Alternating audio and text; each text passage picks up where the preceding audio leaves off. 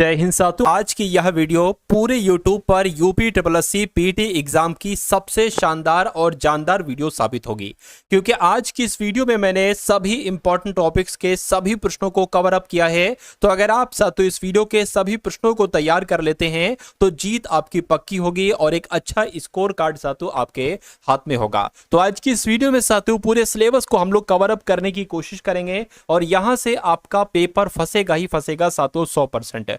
और जितने भी सब्जेक्ट साथियों आपके एग्जाम में आएंगे उन सभी सब्जेक्ट को हम लोग कवर अप करेंगे, चाहे वो यूपी जीके हो, चाहे जीके जीएस या करंट अफेयर हो, चाहे रीजनिंग हो, मैथ्स के डीआई के क्वेश्चन हो, इंग्लिश हो, सब कुछ देखेंगे साथियों आज की इस वीडियो में। तो पहला सवाल आपकी स्क्रीन पर है साथियों, कहने के उत्तर प्रदेश दिवस ये कब मनाया जाता है? तो 24 जनवरी को हर साल साथियों उत्तर प्रदेश दिवस मनाया जाता है। कहने के राजकोषीय स्वस्थ सूचकांक 2025 में उत्तर प्रदेश की रैंक क्या आई है? तो आपके लिए बहुत इंपॉर्टेंट क्वेश्चन है साथियों। उत्तर प्रदेश की रैंक जो आई है, ये बात आपको ध्यान रखना है साथियों, 7वें नंबर की रैंक आई है, 5वीं नहीं बल्कि 7वें नंबर की। यहां पर टाइपिंग एरर हो गई है। उसके बाद देखिए कह रहे कि एक मशहूर मंदिर है जिसका नाम है लिंगराज मंदिर, ये किस शहर में स्थित है? तो आपको मालूम होना चाहिए साथियों ये भुवनेश्वर में स्थित है। राइट आंसर जिनका बी है तो बिल्कुल सही है। कह रहे कि तट मंदिर कहां पर स्थित है? तो तट मंदिर की अगर बात करते हैं साथियों ये महाबलीपुरम में स्थित है। यानी कि अगर पूछा जाए लिंग मंदिर कहां पर है तो भुवनेश्वर में, और तट मंदिर कहां पर स्थित है तो महाबलीपुरम में। साथियों समय आपके पास कम है इसलिए मैं प्रश्नों के माध्यम से इस क्लास को कंप्लीट करवाऊंगा और सारे क्वेश्चंस हम लोग देखेंगे वन बाय वन करके। कहेंगे साथियों पेपारा वन्यजीव अभयारण्य ये किस राज्य में स्थित है? तमिलनाडु में नहीं, मेघालय में नहीं, पंजाब में नहीं साथियों, केरल में स्थित है। आंसर जिनका डी है तो बिल्कुल सही है। कह रहे कि बुक्सर राष्ट्रीय उद्यान ये कहां पर स्थित है? तो ये तो साथियों पश्चिम बंगाल में स्थित है। पश्चिम बंगाल आपका आंसर है। उत्तर प्रदेश के वज्र क्षेत्र द्वारा निम्नलिखित में से कौन सा नृत्य किया जाता है? तो पता कौन सा नृत्य किया जाता है साथियों? चरकुला नृत्य किया जाता है उत्तर प्रदेश के वज्र क्षेत्र में। उसके बाद देखिए अगला सवाल कह रहे कि गुजरी महल साथियों कहां पर स्थित है? तो गुजरी महल देखिए गा से हो जाएगा गुजरी और गा से हो जाएगा ग्वालियर, यानी कि गुजरी महल कहां पर स्थित है? ग्वालियर में स्थित है। अगला सवाल है कह रहे कि मानव सभ्यता के विकास की कहानी दर्शाने वाले देश का सबसे बड़ा संग्रहालय यानी कि इंदिरा गांधी मानव संग्रहालय ये कहां पर स्थित है? तो ये आपको मालूम होना चाहिए, ये भोपाल में स्थित है। कहां पर साथियों? इंदिरा गांधी मानव संग्रहालय कहां पर स्थित है? भोपाल में स्थित है। कहने के जो मनिका बत्रा है ना साथियों, इनका संबंध किस खेल से है? तो ये तो टेबल टेनिस खेलती हैं। आंसर आपका ऑप्शन नंबर ए होगा। अगला सवाल आपकी स्क्रीन पर है, आपसे पूछा जा रहा है कि महान भारतीय खिलाड़ी विजय अमृतराज निम्नलिखित में से किस खेल से संबंधित है? तो ये साथियों लॉन टेनिस से संबंधित है। ये आपके एग्जाम में सवाल पूछा जा सकता है। उसके बाद देखिए कह रहे कि 1 करोड़ से अधिक पंजीकृत शेयर बाजार निवेशक वाला दूसरा राज्य साथियों कौन सा बना है? तो पता कौन सा बना है साथियों? अपना उत्तर प्रदेश बना है। साथियों इस वीडियो में मैंने उत्तर प्रदेश की करंट अफेयर को भी कंप्लीट किया है, इसलिए बहुत ध्यान से इन सवालों को देखिएगा। यहां से पक्का आपके एग्जाम में सवालों की बौछार आपको देखने को मिलेगी। यानी कि 23 मार्च को किसके शहीद होने की याद में शहीद दिवस मनाया जाता है?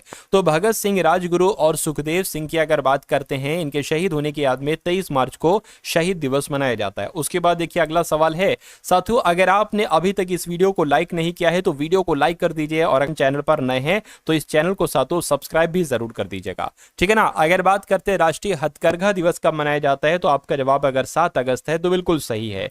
यानी कि किस राज्य में रक्षाबंधन को वृक्ष सुरक्षा दिवस के रूप में मनाया जाता है? तो पता साथियों बिहार में मनाया जाता है। रक्षाबंधन दिवस को वृक्ष सुरक्षा दिवस के रूप में मनाया जाता है। साथियों अगर आप अपने यूपी SSC पेट एग्जाम को क्रैक करना चाहते हैं तो आपके लिए कुछ पीडीएफ तैयार की गई है। इन पीडीएफ को साथियों पढ़कर, इनको देखकर आप अपने यूपी SSC पेट एग्जाम को बहुत आराम से क्रैक कर सकते हैं। तो आखिर क्या है साथियों इन पीडीएफ में, एक बार देख लीजिए। देखिए आपको यूपी SSC पेट का जो पिछले पेपर हो चुके हैं, 2021 में पेपर हुआ, उसके बाद 2022 में, उसके बाद 2023 में, यानी कि इन 3 वर्षों में कुल मिलाकर साथियों 10 शिफ्ट हुई है। और हमेशा साथियों यूपी SSC पेट का जो पेपर बना है उसमें 50% कंटेंट लगभग प्रीवियस ईयर से आपको इस बार देखने को मिलेगा। देखिए 2022 में पेपर हुआ था, 2021 के बहुत सारे क्वेश्चन आए थे, 2023 में पेपर हुआ तो 2022 और 21 के कई सारे क्वेश्चन आए, और अब इन तीनों वर्षों के लगभग 40 से 50% क्वेश्चन डिक्टो उठाए जाएंगे साथियों। तो अगर आप ये तीनों पीडीएफ को एक बार देख लेते अच्छे तरीके से तो यहां से 40 से 50% कंटेंट आपका ये रेडी हो जाएगा। उसके अलावा साथियों और पीडीएफ आपको लगभग जीके जीएस की कुछ इंपॉर्टेंट क्वेश्चंस की पीडीएफ आपको दी जा रही है। यहां से कुछ परसेंटेज आप निकाल लोगे और इंपॉर्टेंट क्वेश्चन आपको करंट अफेयर के दिए जाएंगे, या लगभग अगर बात करें 10 साथियों 10 क्वेश्चन आपसे पूछे जाएंगे करंट अफेयर के। तो इस पीडीएफ में आपको कुछ ऐसे क्वेश्चन होंगे जिनको पढ़कर लगभग 8 से 9 क्वेश्चन आप साथियों कर सकते हैं करंट अफेयर के। तो ये पीडीएफ आपको सिर्फ और सिर्फ साथियों 45 रुपीज में दी जा रही है। डिस्क्रिप्शन में लिंक है यूपीएससी पेट एग्जाम का, उस लिंक पर आप क्लिक करेंगे यूपीएससी पेट पीडीएफ पर, तो आप हमारे व्हाट्सएप पर आ जाएंगे। वहां पर आपको एक क्यूआर कोड दिया जाएगा, उस क्यूआर कोड पर 45 का पेमेंट करेंगे तो ये तीनों पीडीएफ आपको साथियों वहीं पर भेज दी जाएंगी। मेरा मानना है कि आपके एग्जाम में जितना समय बचा है एक बार इस पीडीएफ को लीजिएगा, जितना देख सकते हैं जितना पढ़ सकते हैं साथियों पढ़ लीजिएगा, पेपर आपका बहुत आराम से क्रैक हो जाएगा। यानी कि तबकात-ए-नासिरी नामक पुस्तक के लेखक कौन है मुझे बताइए। तो इनका नाम मिन्हाज-उस-सिराज है और मिन्हाज-उस-सिराज ही तबकात-ए-नासिरी नामक पुस्तक के लेखक हैं। अगला देखिए कह रहे कि इंटरप्रेटर ऑफ माल्डीज नामक पुस्तक की लेखिका कौन है। तो इस पुस्तक की अगर बात करते हैं झुम्पा लाहिड़ी इस पुस्तक की लेखिका है। इस पुस्तक का नाम है इंटरप्रेटर ऑफ माल्डीज, है ना। झुम्पा लाहिड़ी इस पुस्तक की लेखिका है। कह रहे कि भारत में पशुपालन एवं कृषि के प्राचीनतम साक्ष्य जो मिले हैं वो कहां से मिले हैं। अंजिरा से मिले हैं, दमसदात से मिले हैं, किला गुल मोहम्मद से मिले हैं, मेहरगढ़ से मिले हैं। तो आपका जवाब जो होना चाहिए वो मेहरगढ़ होना चाहिए। उसके बाद देखिए कह रहे कि जो तुलु वंश है इसके संस्थापक कौन थे। तो तुलु वंश के संस्थापक साथियों वीर नरसिम्हा थे। कौन थे साथियों, वीर नरसिम्हा ही तुलु वंश के संस्थापक थे। राइट आंसर आपका सी होना चाहिए। कह रहे कि कृष्णदेव राय के शासनकाल में जो अष्ट दिग्गज किसे कहा जाता था। तो आपको मालूम होना चाहिए साथियों, अगर बात करते कृष्णदेव राय के शासनकाल में अष्ट दिग्गज की अगर बात करें, 8 मंत्रियों की परिषद को, विजयनगर साम्राज्य के 8 वीरों को या तेलुगु भाषा के 8 महाविद्वान कवियों को। बिल्कुल सही जवाब साथियों, आपका जवाब जो जाना चाहिए वो ऑप्शन नंबर सी के साथ जाना चाहिए। कह रहे कि कृष्णदेव राय ने अमुक्तमाल्यद नामक ग्रंथ की जो रचना की थी वो किस भाषा में की थी। तो इन्होंने तो साथियों तेलुगु भाषा में की थी। किस भाषा में, तेलुगु भाषा में की थी। राइट आंसर जिनका ए है तो बिल्कुल करेक्ट है। अगला सवाल आपकी स्क्रीन पर है, आपसे पूछा जा रहा है, बहुत ध्यान से देखिएगा इस सवाल को। कह रहे कि जलियांवाला बाग हत्याकांड के बारे में इनमें से कौन सा कथन सही है। पहला, दूसरा, तीसरा, इन तीनों कथनों में से बताइए कौन सा सही है कौन सा गलत है। कह रहे कि जलियांवाला बाग में सेना ने निहत्थी भीड़ पर गोली चलवाई थी। बात तो बिल्कुल सही है। सेना जनरल डायर की कमान के अधीन थी, ये बात भी बिल्कुल सही है। जो सेना ने गोलियां चलवाई थी, जो सेना ने गोलियां चलाई थी वो जनरल डायर की कमान के अधीन था। बिल्कुल सही बात है। गोली चलाने से पहले सेना ने लोगों को किसी तरह की चेतावनी नहीं दी थी, ये बात भी बिल्कुल सही है। यानी कि यहां पर तो तीनों कथन बिल्कुल सही है और ऐसा ऑप्शन नंबर सी में लिखा हुआ है। अगला सवाल कह रहे कि गोल्डन सिटी के नाम से किस शहर को जाना जाता है। तो मैं कह सकता हूं साथियों जैसलमेर को कहा जाता है गोल्डन सिटी। कह रहे कि सुरहाताल पक्षी विहार ये कहां पर स्थित है। तो ये आपको मालूम होना चाहिए साथियों, ये उत्तर प्रदेश के बलिया में स्थित है सुरहाताल पक्षी विहार। नेक्स्ट नंबर का सवाल है, कह रहे कि मिस्र की जो नील नदी है ये विश्व की क्या सबसे चौड़ी नदी है। तो चौड़ी नदी तो नहीं है। सबसे गहरी नदी है, नहीं साथियों, ये विश्व की सबसे लंबी नदी है, ये होना चाहिए और ऐसा ऑप्शन नंबर सी में लिखा हुआ है। ठीक है ना। तो जिनका आंसर ऑप्शन नंबर सी है तो बिल्कुल करेक्ट है। अगला सवाल कह रहे कि लिखित संविधान का प्रारंभ किस देश में हुआ था। तो ये काम साथियों अमेरिका से शुरू हुआ था। लिखित संविधान का प्रारंभ अमेरिका से हुआ था। आंसर आपका डी होगा। कह रहे कि भारत के संविधान में उद्देशिका का विचार ये कहां से लिया गया है। तो ये कहां से लिया गया है, ये यूएसए के संविधान से लिया गया है। आंसर आपका अगर है ऑप्शन नंबर डी के साथ तो मैं कहूंगा आंसर आपका बिल्कुल सही हो जाएगा।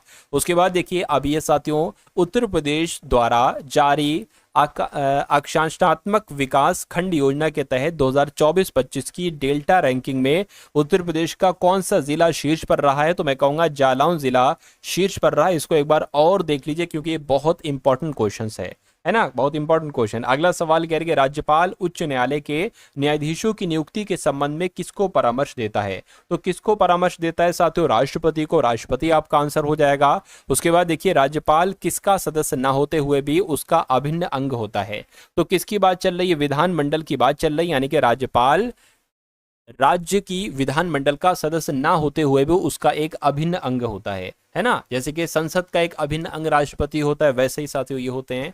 महाराष्ट्र सरकार ने उत्तर प्रदेश के किस शहर में छत्रपति शिवाजी महाराज का भव्य स्मारक के निर्माण की घोषणा की है। तो आपका जवाब साथियों आगरा होगा। यानी कि महाराष्ट्र सरकार ने उत्तर प्रदेश के आगरा शहर में छत्रपति शिवाजी महाराज का भव्य स्मारक के निर्माण की घोषणा कर दी है। इसलिए क्वेश्चन इंपॉर्टेंट था और आपके एग्जाम में आएगा, है ना। अगला सवाल देखिए करके अर्थव्यवस्था में श्रम की आपूर्ति किस पर निर्भर करती है। तो पता तथा साथियों जनसंख्या पर निर्भर करती है अर्थव्यवस्था में श्रम की आपूर्ति। उसके बाद देखिए एकल महिला पेंशन योजना शुरू करने वाला पहला भारतीय राज्य कौन सा है? तो मैं कहूंगा तेलंगाना ने सबसे पहले एकल महिला पेंशन योजना शुरू की थी, जिनका आंसर ऑप्शन नंबर डी है, तो बिल्कुल सही हो जाएगा। उसके बाद देखिए निम्नलिखित में से किस वर्ष में स्वावलंबन योजना प्रारंभ की गई थी? तो अगर आपके एग्जाम में पूछा जाए कि स्वावलंबन योजना जो शुरू की गई थी वो 2010 में शुरू की गई थी। यानी कि चंद्रमा और सूर्य के कारण ज्वार भाटा के बारे में कौन सा नियम स्पष्ट करता है? तो क्या गुरुत्वाकर्षण का नियम स्पष्ट करता है? बिल्कुल सही जवाब साथियों, पहला पढ़ा और पहला ही आपका आंसर हो गया। उसके बाद देखिए करके प्रत्येक किलोग्राम पर पृथ्वी का गुरुत्वाकर्षण कितना होता है? तो प्रत्येक किलोग्राम पर पृथ्वी का गुरुत्वाकर्षण बल साथियों 10 न्यूटन होता है। 10 न्यूटन ऑप्शन नंबर बी में लिखा हुआ है। उसके बाद देखिए करके किसी वस्तु का भार न्यूनतम होता है जब उसे उत्तरी ध्रुव पर रखा जाता है, नहीं दक्षिण ध्रुव पर, नहीं साथियों उसे पृथ्वी के केंद्र पर रखा जाएगा। यानी कि किसी वस्तु का भार न्यूनतम जब होगा जब उसे पृथ्वी के केंद्र पर रखा जाएगा। करके जी का न्यूनतम मान कब होता है? तो जी का न्यूनतम मान साथियों विषुवत रेखा पर होता है। ये भी बहुत इंपॉर्टेंट क्वेश्चन है, सारे के सारे टॉप लेवल के क्वेश्चन साथियों मैं आपके लिए लाया हूं। उसके बाद देखिए उत्तर प्रदेश के किस जिले में सबसे कम वन क्षेत्र है? तो अगर बात करते हैं साथियों संत रविदास नगर की, तो संत रविदास नगर में ही सबसे कम वन क्षेत्र है। वनों का क्षेत्रफल जो सबसे कम है वो संत रविदास नगर में है। उसके बाद देखिए कह रहे रजत को दीर्घ दृष्टि दोष है, तो उसकी दृष्टि को सही करने के लिए नेत्र विशेषज्ञ उसे किस प्रकार के लेंस की सलाह देगा? तो क्या आपका राइट आंसर होगा? देखिए दीर्घ दृष्टि दोष है ना, तो उसको उत्तल लेंस का सलाह देगा। आंसर आपका डी हो जाएगा। अगर उसको निकट दृष्टि दोष होता तो वो कौन से लेंस के बारे में कहता है, ये आप लोग एक बार मुझे कमेंट सेक्शन में बताइए। उसके बाद देखिए आंखों में प्रवेश करने वाले प्रकाश की मात्रा को किसके द्वारा नियंत्रित और विनियमित किया जा सकता है? तो अगर बात करते हैं साथियों क्या पुतली आपका जवाब होगा? बिल्कुल सही साथियों, अगर आपके एग्जाम में सवाल आता है तो पुतली आंसर आपका हो जाएगा। कह रही कि उत्तर प्रदेश का कौन सा शहर चिकनकारी साड़ियों नामक सुंदर कढ़ाई वाली साड़ियों के लिए प्रसिद्ध है? तो यहाँ पर तो लखनऊ की बात चल रही है। किसकी? लखनऊ। चिकनकारी साड़ियों के लिए कौन सा शहर जाना जाता है? तो आप सभी लोग जानते हैं लखनऊ जाना जाता है। अगले नंबर का सवाल आपकी स्क्रीन पर है, कह रहे कि रेडॉन के बारे में निम्नलिखित में से कौन सा कथन गलत है?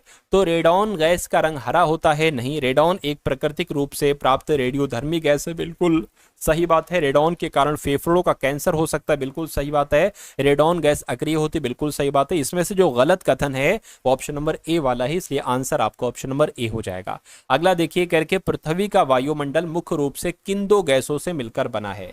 तो किन दो गैसों से मिलकर बना है? मैं कहूंगा नाइट्रोजन और ऑक्सीजन से मिलकर बना है पृथ्वी का वायुमंडल, है ना। सबसे ज्यादा नाइट्रोजन होती है, दूसरे नंबर पर फिर ऑक्सीजन होती है। उसके बाद देखिए अगला सवाल है, कह रहे कि Uttar Pradesh international trade show के तीसरे संस्करण का आयोजन 25 से 29 सितंबर 2025 ये कहां पर किया जाएगा? ये कहां पर किया जाएगा? एक तरीके से अगर बात करते हैं तो ये ग्रेटर नोएडा में किया जाएगा। ग्रेटर नोएडा आपके सवाल का बिल्कुल सही जवाब हो जाएगा, है ना। अगला सवाल देखिए, तो अब आपके सामने साथों यहां पर रीजनिंग के क्वेश्चंस स्टार्ट हो चुके हैं।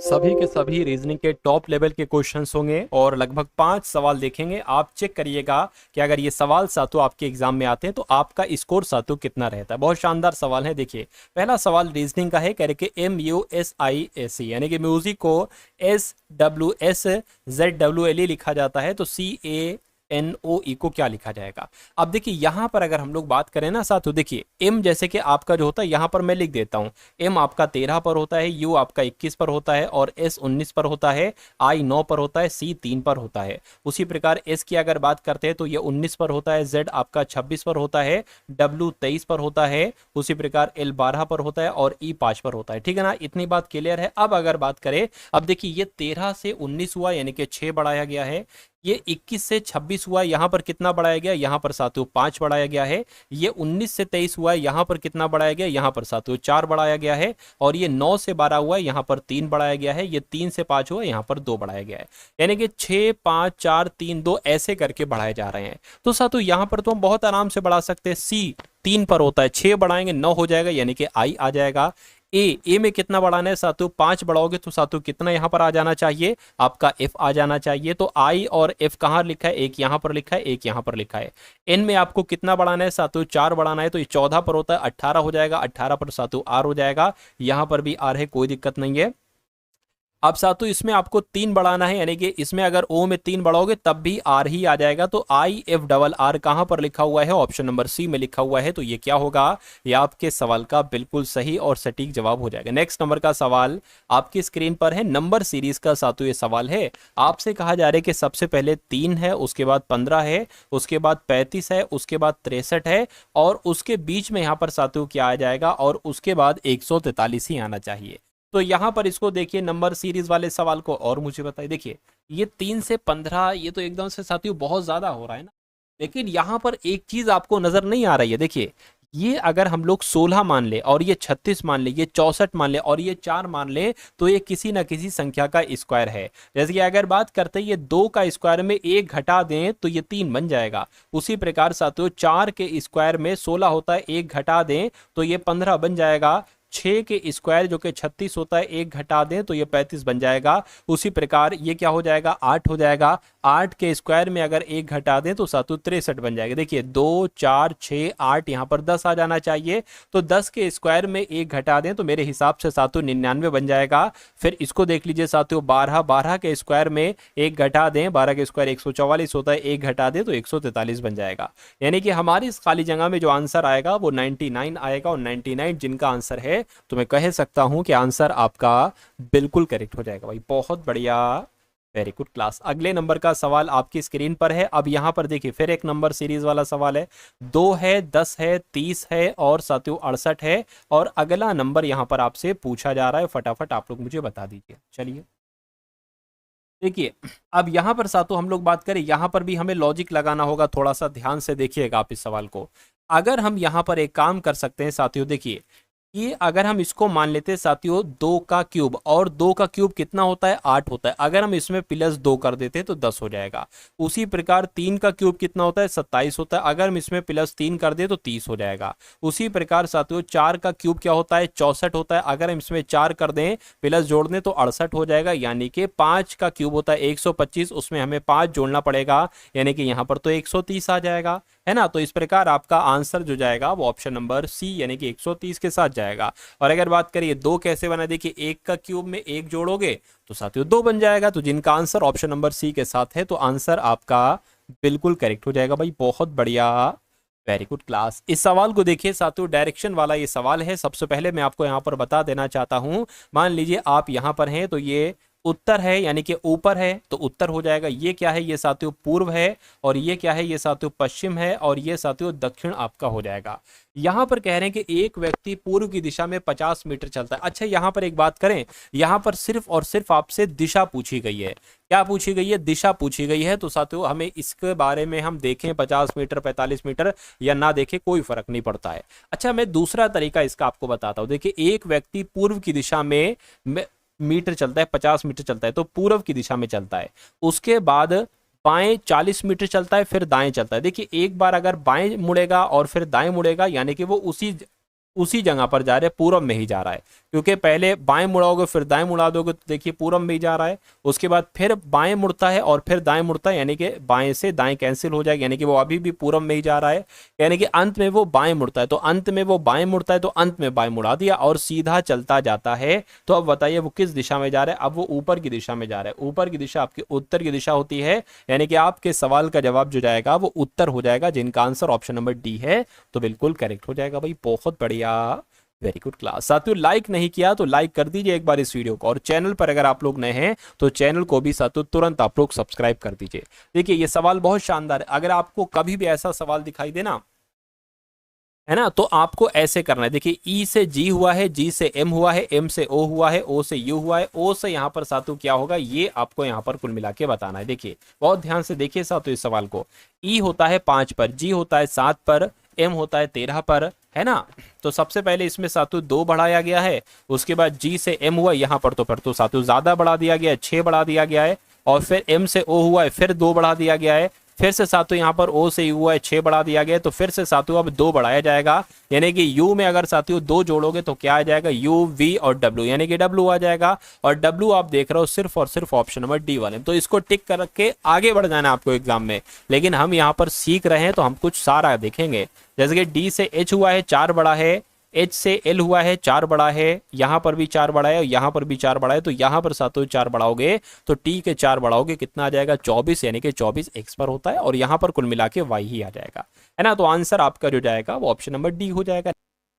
उसके बाद देखिए साथियों, अब यहाँ पर आपके सामने मैथ्स के डीआई के क्वेश्चन स्टार्ट हो चुके हैं, तो इन सारे के सारे सवालों को देखेगा, इन कॉन्सेप्ट को देखेगा, क्योंकि यही लॉर्ड घुमा फिरा के यही कॉन्सेप्ट आपके एग्जाम में साथियों पूछे जाएंगे। तो डीआई के टोटल हम यहाँ पर बहुत ज्यादा नहीं, सिर्फ 5 क्वेश्चन को देखेंगे, उसके बाद मैथ के एकदम टॉप लेवल के क्वेश्चन को हम लोग यहाँ पर देखेंगे। तो सबसे पहले इसको समझ लीजिए साथियों के बार ग्राफ का अध्ययन कीजिए और निम्नलिखित प्रश्नों के उत्तर दीजिए। ग्राफ में 6 पर्वत शिखरों की ऊंचाई दे रखी है, जैसे कि पर्वत शिखर ए, पर्वत शिखर बी, पर्वत शिखर सी, डी, ई, एफ, ये 6 पर्वत शिखर हैं। अगर मैं आपसे पूछूं पर्वत शिखर ए की ऊंचाई कितनी है साथियों, तो ये 8200 मीटर है। अगर मैं आपसे पूछूं ई की ऊंचाई कितनी है, तो 8800 मीटर है ना, यानी कि 6 पर्वत शिखरों की ऊंचाई यहाँ पर दी गई है। तो आपके साथ यहाँ पर पूछा जा रहा है कि सभी शिखरों की औसत ऊंचाई कितनी होगी। तो सभी शिखरों की औसत ऊंचाई कितनी, जैसे ए की 8200 मीटर है, बी की 6000 है और सी की 8600 है। तो इनको सबको प्लस करके भाग कर दीजिए 6 से, है ना। तो साथियों इसको हम प्लस कर लेते, देखिए ऐसे कर ले। देखिए एक काम करिए साथियों, या एक काम करिए बेसिक से लिख कर करिए, वैसे हम कर सकते हैं शॉर्ट में भी, लेकिन आपको एक एक चीज समझाना है ना। एग्जाम में आएगा तो आप साथियों शॉर्ट तरीके से ही करेंगे, ऐसे लॉन्ग मेथड से आप नहीं करेंगे, यानी कि कम से कम आपको लिख कर वहां पर करना है। कम से कम लिखोगे तो ज्यादा आपका जो है ना समय बच जाएगा। देखिए 00 आ गया, 8 देखिए 5 और 5 10 और 8 18 हो गया, 18 और 6 आपका 24 हो गया, 24 और 2 आपका 26 हो गया, हासिल कर लग गया 2, 8 और 8 आपका 16 हो गया, 16 आपका 24 हो गया, है ना। 24 और 7 आपका कितना हो गया, ये आपका 31 हो जाएगा, 31 और 39 हो जाएगा, 39 45 हो जाएगा, यानी कि 4600 सॉरी 45,600 यहाँ पर आ चुका है, 45,600 आ गया। तो इसकी भाग कर दीजिए साथियों, फिर से कर दीजिए। अगर बात करते 6 से कर दीजिए, 1 2 3 4 5 6, ठीक है। 6 चंग 36, 6 सत्ते आपका 42 हो जाएगा, 3 जाएगा, 6 चंग 36 हो जाएगा, 00 हो जाएगा, यानी कि इन सभी शिखरों का जो औसत ऊंचाई निकलेगी वो 7600 मीटर निकलेगी। 7600 मीटर ऑप्शन नंबर बी में है, तो जिनका आंसर ऑप्शन नंबर बी के साथ है तो बिल्कुल सही है। यानी कि दूसरा सबसे ऊंचा शिखर कौन सा है, अगर मैं आपसे पूछूं सबसे ऊंचा शिखर कौन सा है, तो आप बताओगे साथियों शिखर नंबर ई, क्योंकि इसकी ऊंचाई कितनी है 8800 है, बाकी किसी की 8800 नहीं है। अगर मैं आपसे पूछूं दूसरा सबसे ऊंचा शिखर कौन सा है, तो आप बताओगे सी, इसकी कितनी है 8600 है, 8600 से ऊपर 8800 है और फिर 88 से दूसरे नंबर पर 8600 है, तो मैं कहूंगा दूसरा सबसे ऊंचा शिखर ऑप्शन नंबर बी यानी कि सी है। यानी कि उच्चतम शिखर और निम्नतम शिखर की ऊंचाई का अनुपात क्या होगा, तो उच्चतम शिखर की अगर बात करते हैं साथियों ये 8800 है और निम्नतम शिखर की अगर यहाँ पर हम लोग बात करते हैं तो साथियों 6000 है, यानी कि इसका अनुपात आपको बताना है। देखिए 2 0 से, है ना, 2 0 से आपके क्या 2 0 कैंसिल हो गए, 2 से कट करे 2 चौक 8, 2 चौक 8 हो गया, 2 3 6 0 आ गया, 2 से कट करे 2 दूना ये 15 आ जाएगा, है ना। अब साथियों 22:15 आ गया, क्या 22:15 लिखा हुआ है, बिल्कुल लिखा हुआ ऑप्शन नंबर ए में लिखा हुआ है। उसके बाद देखिए अगला सवाल है कह रहे यदि दिए गए पर्वत शिखरों की ऊंचाई आरोही क्रम में लिखी जाती है तो मध्य से 2 शिखरों का औसत क्या होगा।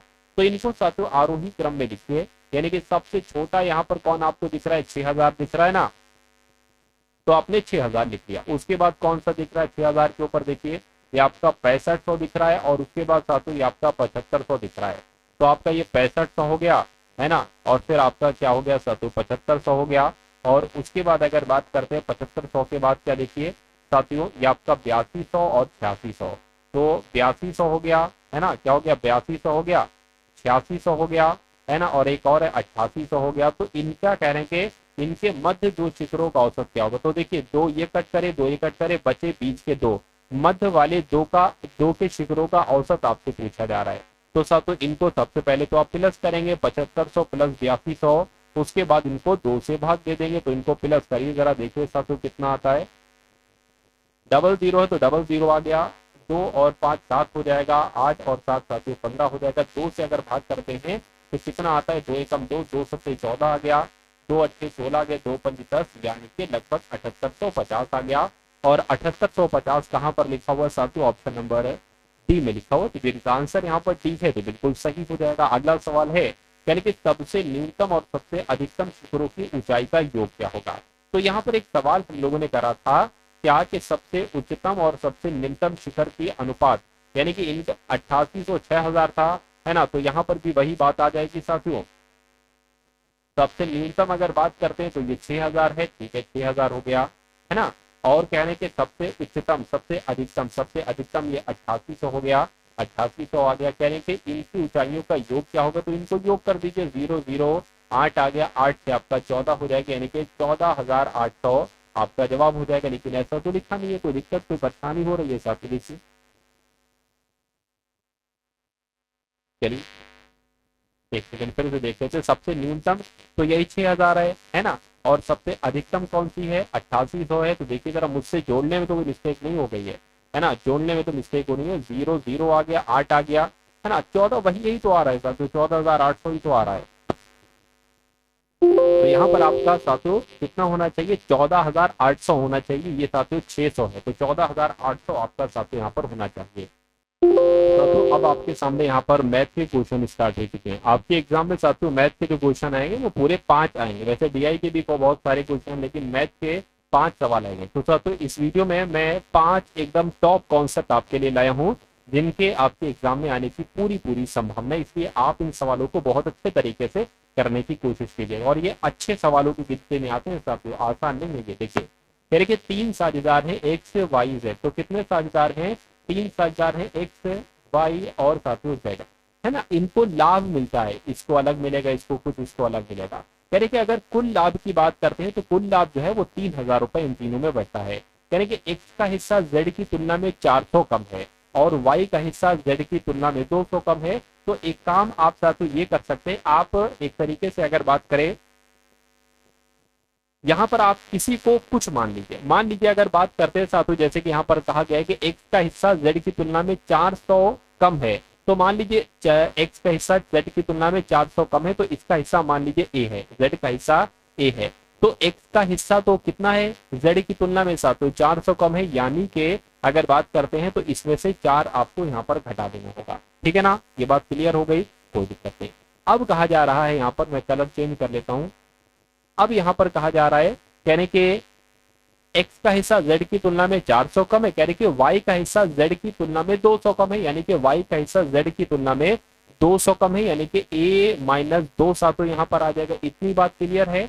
अब अगर बात करें, यहाँ पर सातों कहा गया था कि इन तीनों को जो लाभ मिलता है, इन तीनों को लाभ कितना मिलता है, 3000 इनको लाभ मिलता है। तो आप इनको जोड़ दीजिए, ये इनका लाभ हो जाएगा, है ना। अब सातों अगर बात करिए कि माइनस का 400 माइनस का 200 माइनस माइनस प्लस जुड़ जाएंगे, तो ये साथियों 600 हो जाएगा। क्या हो जाएगा, 600 हो जाएगा। इधर माइनस का है, ये उधर चला जाएगा, तो ये प्लस का हो जाएगा, यानी कि 3000 प्लस 600 ये आपका उधर चला गया। इधर क्या बचा, ए, यानी कि इधर क्या बचा साथियों, 3a बचा। इधर क्या बचा, 3a बचा। अब 3a बराबर साथियों कितना हो गया, यहाँ पर अगर बात करते हैं 3600 हो गया, है ना। कितना हो गया साथियों, 3600 हो गया, ठीक है ना। एक की अगर बात करते कितना हो जाएगा, देखिए कटेगा, 3 एकम 3, 3 गुना 6, यानी कि a बराबर आपका कितना हो गया, 1200 हो गया। अब आप बहुत आराम से निकाल सकते हैं। देखिए यहाँ पर क्या था, एक्स वाई जेड। अब a हमने माना था, z को माना था a बराबर 1200 निकल कर आ गया। जब a बराबर 1200 निकल कर आ गया तो y का मान कितना आएगा, a माइनस 200, यानी कि 12 माइनस 200, यानी कि y बराबर 1000 आ जाएगा। और ये कितना आ जाएगा साथियों, a माइनस 400, यानी कि 12 माइनस 400, ये आपका 800 आ जाएगा, है ना। तो कुल मिला के आपसे कहा जा रहा है कि एक्स वाई जेड का लाभ का अनुपात बताइए। तो इसका आपको क्या बताना होगा साथियों, अनुपात बताना होगा। 2 0 से 2 0 से 2 0 कैंसिल, 2 छंग 12, 2 पंज 10, 2 चौक 8, यानी कि 4:5:6। कहाँ पर लिखा हुआ है साथियों, ऑप्शन नंबर सी में लिखा हुआ है 4:5:6। तो जिनका आंसर ऑप्शन नंबर सी के साथ है तो बिल्कुल सही है। अब नेक्स्ट नंबर का सवाल साथियों आपकी स्क्रीन पर है, इस सवाल को देखिए और बताइए जवाब आपका यहाँ पर साथियों क्या हो सकता है। ये भी है बहुत शानदार सवाल। कहने के 2 कारों की गति का अनुपात 10:11 है, यानी कि उनकी चाल की अगर बात करें, चाल कह लो या गति कह लो, बात एक ही, चाल का अनुपात साथियों 10:11 है। यदि पहली कार 10, यानी कि ये वाली कार, पहली कार 10 घंटों में 500 किलोमीटर की दूरी तय करती है, तो दूसरी कार की गति क्या होगी, दूसरी कार की चाल क्या होगी, ये आपसे यहाँ पर पूछा जा रहा है। देखिए यहाँ पर अगर साथियों हम लोग बात करें, अब कहा जा रहा है पहली कार की अगर हम बात करते हैं तो यहाँ पर पहली कार का आपको समय दे रखा है और दूरी दे रखी है तो यहाँ पर आपको चाल पता चल जाएगी। पहली कार की चाल कितनी हो जाएगी, 500/10 कितनी हो जाएगी पहली कार की चाल, पहली कार की चाल साथियों आपकी हो जाएगी 50 किलोमीटर प्रति घंटा हो जाएगी। अच्छा यहाँ पर कह रहे हैं कि भैया पहली कार का चाल का अनुपात 10 है तो इसकी 11 है, यानी कि ये 10 अनुपात नहीं होगी, ये साथियों 50 होगी, 50 किलोमीटर प्रति घंटा होगी। तो यानी कि इसकी गुणा हमने 5 से कराई तो इसकी भी गुणा साथियों हमें 5 से कराना पड़ेगी, यानी कि दूसरी कार की गति जो होगी वो कितनी हो जाएगी साथियों, 55 किलोमीटर प्रति घंटा हो जाएगी। तो कह रहे कि दूसरी कार की गति क्या भैया, दूसरी कार की गति 55 किलोमीटर प्रति घंटा, ऐसा कहां पर लिखा हुआ है, ऐसा आपका ऑप्शन नंबर बी में लिखा हुआ है। तो ये क्या होगा, ये आपके सवाल का बिल्कुल सही और सटीक जवाब हो जाएगा भाई। बहुत बढ़िया, very good class. Next number का सवाल आपकी स्क्रीन पर है, आपसे कहा क्या जा रहा है, बहुत आराम से देखिएगा, ये भी बहुत शानदार साथियों सवाल आपके लिए मैं लाया हूं। देखिए कह रही कि दो वस्तुओं को उनके लागत मूल्य से 25% ऊपर अंकित किया जाता है। यानी कि मान लीजिए किसी वस्तु को हम 100 रुपए में लाए, दो वस्तुओं की बात कर लीजिए, तो मान लीजिए पहली वस्तु को भी हम 100 रुपए में लाए और दूसरी वस्तु को भी हम 100 रुपए में लाए। कह रही कि दो वस्तुओं को उनके लागत मूल्य से 25% ऊपर अंकित किया जाता है। तो इसको जब हम 25% ऊपर अंकित करेंगे यानी कि 125 में करेंगे, ठीक है, कोई दिक्कत नहीं, इतनी बात समझ में आ गई। अब दूसरी बात कह रहे हैं कि अंकित किया जाता है, ठीक है, इस तरह की वस्तुओं में से एक वस्तु को यानी कि पहली वस्तु को 20% लाभ पर देकर बेचा जाता है, इसको 20% लाभ पर बेचना है, और दूसरी वस्तु को अंकित मूल्य पर यानी कि 125 पर 10% की हानि पर बेचना है। तो कहने के कुल मिला के लाभ क्या होगा, पहली वस्तु को कह रहे कि 20% लाभ पर बेचो यानी कि इसको 120% पर बेचो, और इसको जो बेचो 10% हानि पर बेचो यानी कि इसको 90% पर बेचो। फिर बताओ कितना लाभ हो रहा है, कितनी हानि हो रहा है। तो देखिए अगर बात करते 25 पंजे और 25 चौक, 4 तियां 12 हो जाएगा, 30 पंजे कितना हो जाएगा, 115 हो जाएगा। यानी कि अगर हम साथियों बात करते हैं तो ये तो 150 में जाकर बेचेगी, इसको भी देख लो साथियों, 25 पंजे 125, 25 चौक, और ये कितना आ जाएगा, 9 पंजे 45 यानी कि 450 बचे 4 आ जाएगा। ये कितना कट होगा, 4 एकम 4, 4 एकम 4, 4 दूना 8 है ना, और यहाँ पर 0.5 आ जाएगा। तो दूसरी वस्तु 112 की बेचेगी। देखिए हम लाए थे 100 रुपए की, दोनों वस्तुओं को 100 यानी कि 200 रुपए में खरीदा था, और पहली वस्तु को 150 में और दूसरी वस्तु को 112.25 में बेच रहे हैं। तो देखिए जरा दोनों वस्तुएं कितने रुपए में आकर हम बेच रहे हैं, है ना। तो 5 आ जाएगा और साथ ही 2 आ जाएगा, 6 आ जाएगा 2, यानी कि 262 रुपए में, क्या साथियों 262.5 रुपए में बेच रहे। तो हमें पूरा कितना यहाँ पर प्रॉफिट हो रहा है, हमें साफ साफ यहाँ पर 62.5 का प्रॉफिट हो रहा है। तो इसी को तो कह रहे हैं कि इसको प्रतिशत में बदलिए, प्रतिशत में बदलना होता है तो 100 से गुणा करते हैं।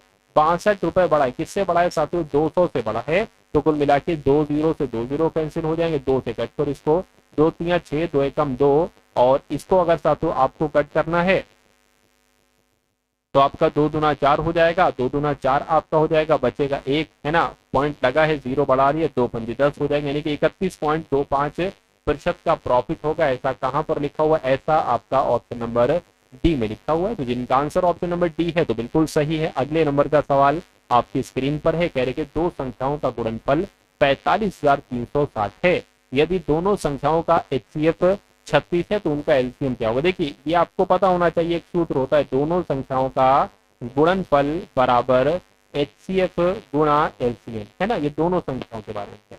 तो गुणनफल कितना दे रखा है साथियों, 45,360 दे रखा है, बराबर HCF कितना दे रखा है, 36 दे रखा है, और एलसीएम आपसे यहाँ पर साथियों पूछा जा रहा है। कोई दिक्कत नहीं, बहुत आराम से निकाल लेंगे। इसको साथियों आप कट कर लीजिए, 45,360 आपका हो गया बटे आपका 36 हो गया, बराबर LCM हो गया। देखिए अगर इसको हम 2 से कट करें तो ये 18 आ जाएगा, 2 से कट करें 2 दूना 4, और 2 दूना 4, 2 छंग 12, 2 6 16, 0 आ गया।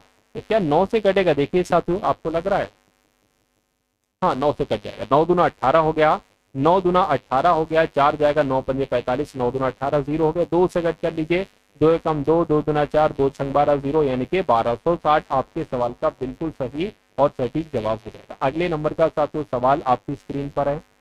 उसके बाद देखिए साथियों अंतिम सवाल आपकी स्क्रीन पर है, बहुत शानदार सवाल है, बहुत अच्छे तरीके से अगर आप इसको समझेंगे तो साथियों ये समझ में आपकी आ जाएगा।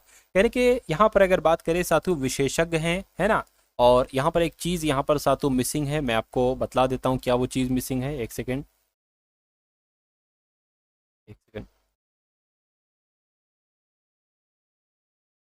यहाँ पर 7 विशेषज्ञ हमने कर लिए। अब सवाल आपका पूरा हो गया। अब यहाँ पर आपसे कहा जा रहा है साथियों 7 विशेषज्ञ हैं और 5 प्रशिक्षु हैं, किसी कार्य को 9 दिनों में पूरा करते हैं, जबकि 4 विशेषज्ञ और 15 प्रशिक्षु इसे 12 दिन में पूरा कर सकते हैं। 5 विशेषज्ञ और 6 प्रशिक्षु इस कार्य को कितने दिनों में पूरा करेंगे? अगर ऐसा सवाल आता है तो आप कैसा करेंगे, जैसे मैं आपको बता रहा हूं। देखिए 7 विशेषज्ञ हैं तो विशेषज्ञों के लिए साथियों हम वी लिख देंगे, और प्रशिक्षु हैं, प्रशिक्षु के लिए साथियों हम पी लिख देंगे। तो 7 विशेषज्ञ हैं तो साथियों यहाँ पर क्या आ जाएगा, 7 वी आ जाएगा, है ना। और 5 प्रशिक्षु हैं तो क्या आ जाएगा साथियों, 5 पी आ जाएगा, है ना। ये किसी कार्य को 9 दिन में करते हैं, ठीक है, 9 दिन में करते हैं। उसके बाद कहा जा रहा है कि जबकि 4 विशेषज्ञ यानी कि 4 विशेषज्ञ हमने लिख दिए और 15 प्रशिक्षु यानी कि 15 पी लिख दिए, 15 प्रशिक्षु जो है ना ये वो काम साथियों 12 दिन में करते हैं। अब यहां से देखिए साथियों, एक तरीके से बात करें, बराबर में 9 ये है, 12 ये है, तो अगर आप इसको कट करोगे ना तो साथियों 3 से कट करें तो 3 तियां 9 और 3 चौक आपका कितना हो जाएगा, 12 हो जाएगा, है ना। अब अगर इसकी अंदर गुणा करें तो 7 तियां आपका कितना हो जाएगा, 21 यानी कि 21 वी, और 3 पंजे 15 यानी कि 15 आपका पी साथियों आ जाएगा, 15 पी, और बराबर कितना आ जाएगा, 4 चौक आपका 16, 16 वी आ गया, प्लस आपका 15 चौक 60 हो जाएगा, तो 60 पी आपका साथियों यहाँ पर आ जाएगा। इतनी बात क्लियर। अब अगर बात करें, देखिए 21 है, ये 16 है, 16 इधर आएगा, 21 में से 16 जाएगा साथियों, कितना बचेगा, 5 बचेगा। 5 बराबर की अगर बात करते हैं, बराबर कितना हो जाएगा, अब ये 15 पी उधर जाएगा तो कितना बचेगा साथियों, 45 पी बचेगा, है ना। अब साथियों वी यानी कि विशेषज्ञ और प्रशिक्षु का अनुपात आप निकाल सकते हो बहुत आराम से, 45/5। अब अगर आप इसको साथियों कट करोगे ना, अगर आप इसको कट करोगे तो कट हो जाएगा 5 एकम 5, और इसको कट करोगे 5 टीम 45, यानी कि अब विशेषज्ञ और प्रशिक्षु का अनुपात कितना निकल कर आया है साथियों, 9:1 निकल कर आया है। यानी कि अगर विशेषज्ञ एक दिन में 9 काम कर रहा है तो प्रशिक्षु एक दिन में 1 काम कर रहा होगा। ये बात साथियों क्लियर है। अब आप क्या निकालेंगे, अब आप साथियों टोटल वर्क निकालेंगे। क्या टोटल काम, आखिर टोटल काम कितना है, इस ये वैल्यू आप किसी इसमें फिट कर दो या साथियों इसमें फिट कर दो। अगर हम इसमें फिट करें तो एक विशेषज्ञ जो है ना, विशेषज्ञ एक दिन में 9 काम करता है ना, और 7 विशेषज्ञ हैं तो 7 निम कितना हो जाएगा, 63 हो जाएगा, ठीक है। उसके बाद साथियों एक पी यानी कि प्रशिक्षु एक दिन में 1 काम करता है, 5 प्रशिक्षु हैं तो कितना काम करेंगे साथियों, 5 काम करेंगे, और गुणा 9 लगा था तो साथियों यहाँ पर 9 लगा, ये टोटल काम निकलेगा आपका, है ना। ये क्या हो जाएगा, 68 गुणा आपका 9 हो जाएगा। तो ये क्या हो गया, ये तो आपका टोटल काम हो गया। क्या हो गया साथियों, टोटल काम हो गया। अच्छा, सवाल में पूछा जा रहा था कि अगर वो उस कार्य को यानी कि इस टोटल काम को कितने दिन में करेंगे, कौन, 5 विशेषज्ञ और 6 प्रशिक्षु इस काम को, टोटल काम को, ये टोटल काम है, इसको कितने दिन में करेंगे। तो सबसे पहले अगर बात करते हैं साथियों, अब देखिए 5 विशेषज्ञ है ना, और एक विशेषज्ञ 9 काम कर रहा है, तो 5 विशेषज्ञ कितने दिन में काम कर पाएंगे, कितना काम करेंगे, 45। एक प्रशिक्षु 1 काम कर रहा है तो 6 प्रशिक्षु कितना कर पाएंगे साथियों, एक तरीके से साथियों 6, यानी कि एक दिन में वो दोनों मिलकर 45 + 6 यानी कि कितना हो जाएगा, 51 हो जाएगा, 51 कार्य करेंगे। यानी कि डेली वो दोनों मिलकर 51 कार्य कर रहे हैं, और काम टोटल 68 × 9 है। तो इसको साथियों आप एक बार कैलकुलेट करा लीजिए, यही आपका आंसर हो जाएगा। तो अगर हम बात करते हैं साथियों 17 चौक 68 की और 17 तियां 51 की, 3 तियां 9 की, यानी कि 4 तियां 12 हो जाएगा, यानी कि 12 दिन में साथियों वो काम कर पाएंगे। आंसर आपका जाएगा ऑप्शन नंबर बी के साथ। तो कुल मिला के अगर बात करें, इस सवाल भी बहुत अहम था आपको बताना, है ना। अगर नहीं समझ में आया है तो इसको एक बार देखिएगा, अगर समझ में आ गया है तो बहुत अच्छी बात है। तो साथियों ये क्लास आपको कैसी लगी एक बार कमेंट सेक्शन में आप लोग जरूर बताइएगा। इस वीडियो को साथियों लाइक कीजिएगा, और जैसे ही आपको ये क्लास लगी हो एक बार कमेंट सेक्शन में आप लोग जरूर बता दीजिएगा।